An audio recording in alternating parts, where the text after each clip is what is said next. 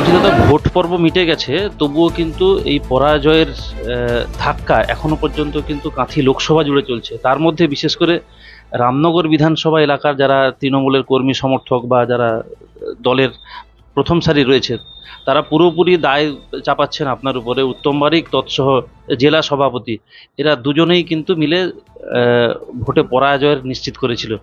আর আপনাদের তরফ থেকে অখিল বাবুর বিরুদ্ধে অভিযোগ তুলছে আপনাদের যারা কর্মী সমর্থক রয়েছে। এটার মধ্যে দোলাচল কেন রয়েছে? দেখুন, কর্মী সমর্থক কেউ বা কারা কিভাবে সোশ্যাল মিডিয়াতে অভিযোগ পাল্টা অভিযোগ আমরাও দেখেছি, আমাদের কাছেও সেই তথ্য এসছে। অভিযোগের পালা চলছে। আমি অনেক আগেই সর্বস্তরে তৃণমূল কংগ্রেসের কাছে আবেদন করেছি, কর্মীদের কাছে আবেদন করেছি যে নির্বাচনে জয় পরাজয় আছে, নিশ্চিতভাবে পরাজয় থেকে মানুষকে শিক্ষা নিতে হয়। তো আমরা নতুন করে শিক্ষা নিয়ে সাংগঠনিক কাজ শুরু করেছি।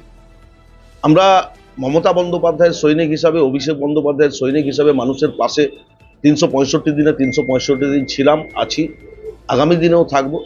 কিছু জায়গায় রাজনৈতিক সন্ত্রাসের পরিবেশ ভারতীয় জনতা পার্টি কায়েম করার চেষ্টা করছে, আমরা সেটা প্রতিহত করার চেষ্টা করছি।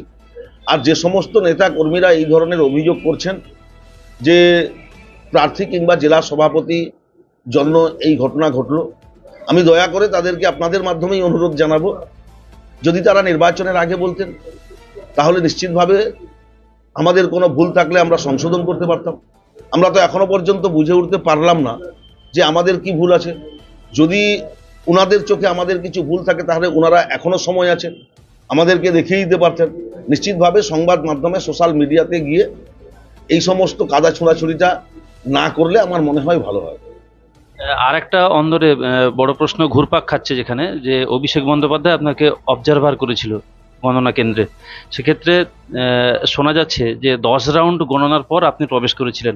এই 10 রাউন্ড পর্যন্ত আপনি কোথায় ছিলেন? 10 রাউন্ড পর্যন্ত আমি পার্টি অফিসে ছিলাম। 10 রাউন্ড নির্বাচনী কাউন্টিং শেষ হওয়ার আগে, অনেকটা আগে আমি প্রবেশ করেছি। তবে কাউন্টিংয়ে কোনো সমস্যা নেই, তার কারণ আমাদের ইলেকশন এজেন্ট, আপনার প্রত্যেক টেবিলের আরও, আমাদের কাউন্টিং নিয়ে কোনো সমস্যা ছিল না। আর একটা বড় অভিযোগ তোলা হচ্ছে, আপনাদেরই শাসক দল তৃণমূলের, যেহেতু গোষ্ঠীকন্দলই বলা যেতে পারে, সেক্ষেত্রে যে ইলেকশন এজেন্ট যিনি ছিলেন তিনি পপুলারিটি নয় এবং তাকে কেউ চেনেন না, এরকমভাবে শোনা যাচ্ছে। দেখুন, ইলেকশন এজেন্ট ছিলেন সত্যজিৎ কর, সরপাই মডেল ইনস্টিটিউশন দায়িত্বপ্রাপ্ত প্রধান শিক্ষক। তিনি শিক্ষক সংগঠনের সভাপতি। কে এই অভিযোগ তুলছেন আমি জানি না যে সত্যজিৎ করকে তৃণমূল কংগ্রেসের